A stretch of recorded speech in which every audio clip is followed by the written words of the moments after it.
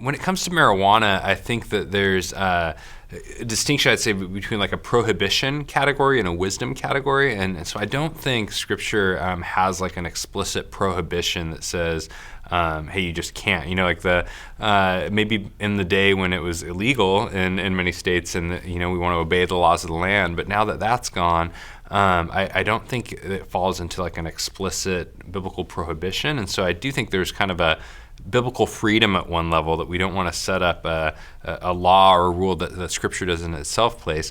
And yet I do think the question in my mind comes to kind of a category of wisdom. Is it, even if it's permissible to use it, is it wise to use it? And personally and pastorally, I would have some big reservations and would argue that I think it's not wise. Some of those would be, people often make the comparison to it being like alcohol. We see that there are appropriate uses of alcohol in Scripture and all.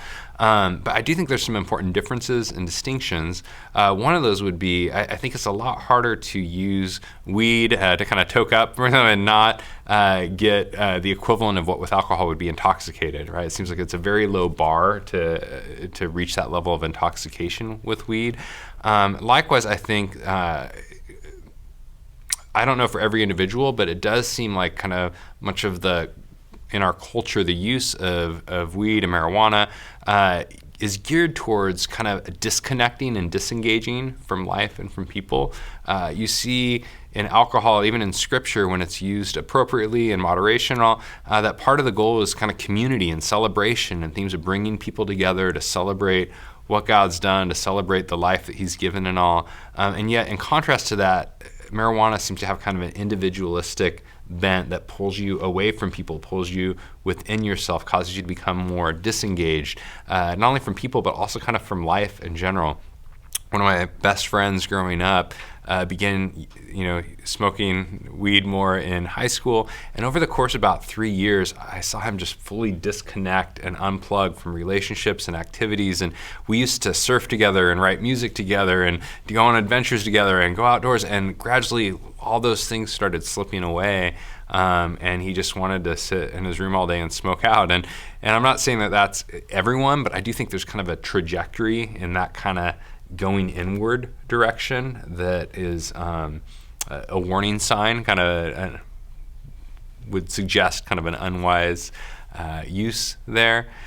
And finally, I do think even just practically, the use of marijuana being linked over time to mental health disorders and things of that nature. And I think we want to be of sound mind long-term, to be able, as much as we can, to be able to care for our families, our communities, our churches, our friends, and not do things that could jeopardize or militate against us being able to be present to love and to serve as Christ would have us in those ways.